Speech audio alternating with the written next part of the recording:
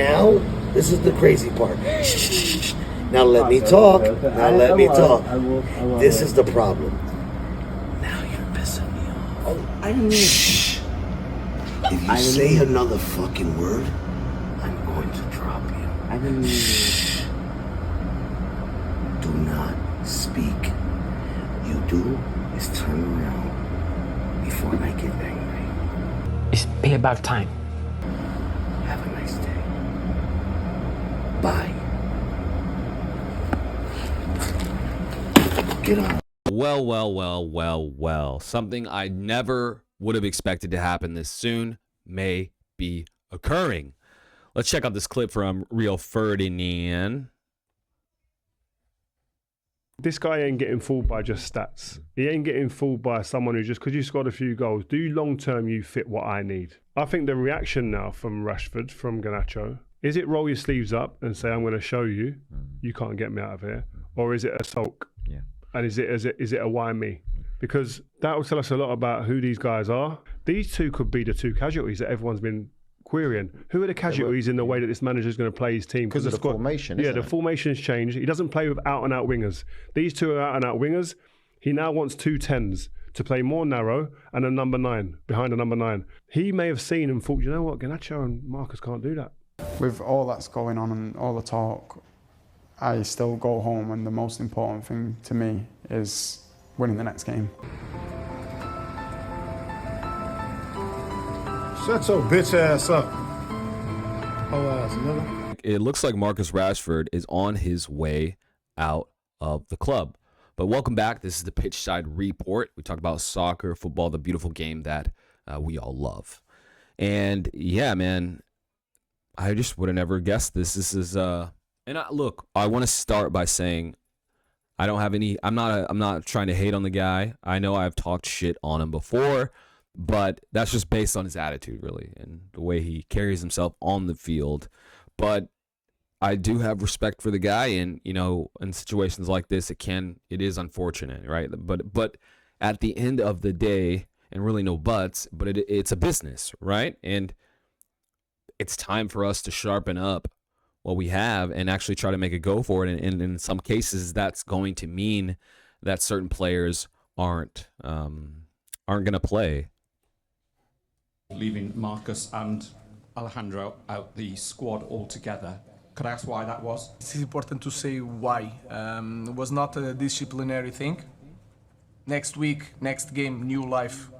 They are fighting for the places, but for me it's important the performance in training, the performance in game, the way you dress, the way you eat, the way you engage with the teammates, the way you push your teammates. Everything is important in our context in the beginning of something when we want to change a lot of things, when people in our club are losing their jobs, we have to put the standards really high. And for that, they have to fight for the place in the team. And today the team proved that we can leave anyone outside the squad. You can manage to win if we play together. Look on the bright side. If all your hopes and dreams finally came true, you wouldn't have anything left to look forward to.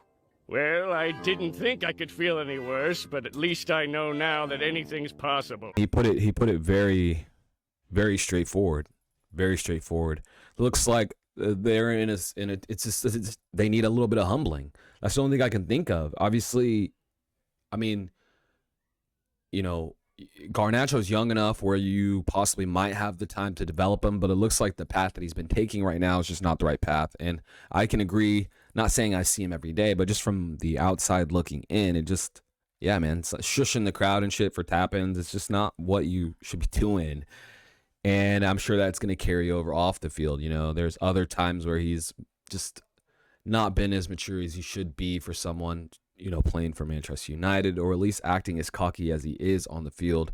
Like the skill level doesn't match up. And I think both of them, Rashford, you know, he's been playing for United for such a long time that I guess he's forgotten the standard, or it's just not there anymore, the drive for him to try to truly compete. And that could be also he's hearing, you know, chatter on the outside. People don't like him. People want him to leave. So maybe that's lost a little bit of the love for the club for him. And that's where I feel like it is unfortunate. But again, man, this is a business. You know what I mean? We want our team to work the best way it possibly can. We want the players to gel, and we want to actually compete as a fan base. So, getting Marcus Rashford out is not the end of the world. I think it's just the beginning of something that's going to be really positive. And many times, if you've been watching, his attitude during games is just terrible. You know what I mean? The effort is just terrible. He might get a odd goal here and there, but it's like the overall performance is just never truly there anymore. And I'm glad that Ruben Amorim has the nerve to really make some calls, right? Like, because if we would have lost this game, the media would have been like, he took his best strikers out. Like, the excuses just would have been off the wall of why it was the wrong move. The fact that it was the right move, now they're spinning their wheels trying to say, he is bad or he does deserve to leave. And yeah, I mean, is what it is. When you make 400 or 350 plus a week, bro, you have to bring something to the table. And what Rashford has been bringing to the table is just not good enough. You know what I'm saying? So I think that it is the right call.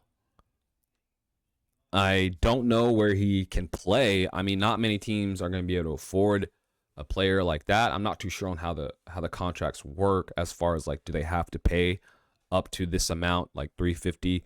But from what the chatter has been, he's either going to go to another top team in the Premier League, or he's going to go to Saudi. So I think it'll be Saudi because I just don't see the other teams. Where would he fit? Right? Is he better than the other strikers on these other teams? I wouldn't say so. You know what I mean? I wouldn't say he'd fit in at Chelsea. I wouldn't say he would fit in at Liverpool or Man City. And I mean, seeing him in Arsenal would be funny. And that would make some more rivalry, but I don't see that happening really either. So it's a tough one for him. And I think Nacho, he can go play in the MLS or something. But yeah, to see Rashford kind of fallen from where he's fallen, it's not surprising. I think that the writing has been on the wall, even since like the Ollie days. He's just not been there, man. And at least from the outside. So maybe that. Maybe he humbles himself. He might be able to be a squad player. You know what I'm saying? Like, comes on here and there and puts on a little shift. Or yeah, I think he should be sold, especially on that type of money. You know what I mean? You can't really be you can't be a sub on money like that. So I think it is what it is. It's going to be dealt with. I think he'll be out of here. I don't know how soon, but from the outside looking in, it looks like it's going to be sooner than later. So I want to know your thoughts.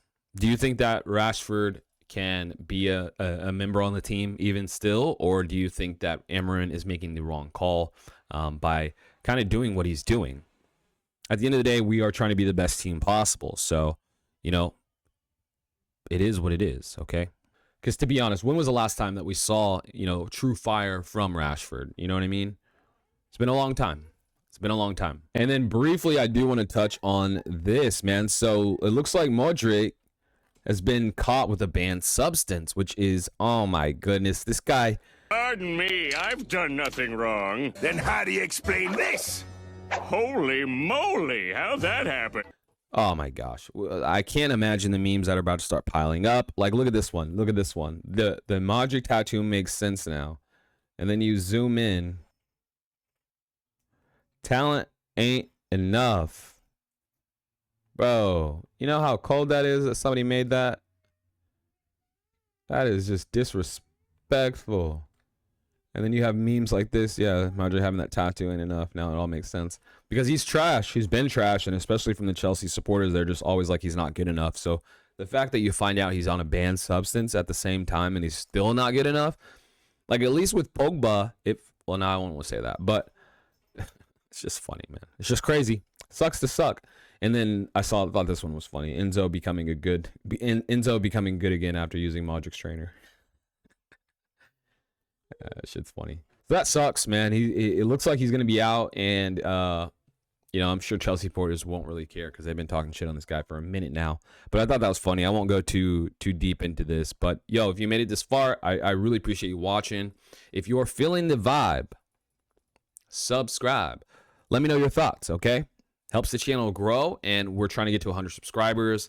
I'd love to do it before the end of the new year, but hey, we'll see what happens. At the end of the day, if you made it this far, I appreciate you watching, and I will catch you guys on the next Pitchside Report. All right, later. Rashford's not good enough. Rashford's got to go. Sell him in January? 100% sell him in January, 100%. Yeah, get rid of him, yeah. How much do you reckon you'd even get for him, though? No idea. I'm not bothered. £5.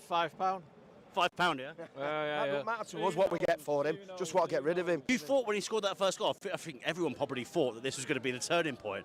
But still, puts the ball away, first 90 seconds of the match. At the same time, still not tracking back. Still doesn't really look like he's bothered. Does he know that his time's over? He's going to go to New York next week again or something, isn't he? You know what I mean? They've got to watch the basketball.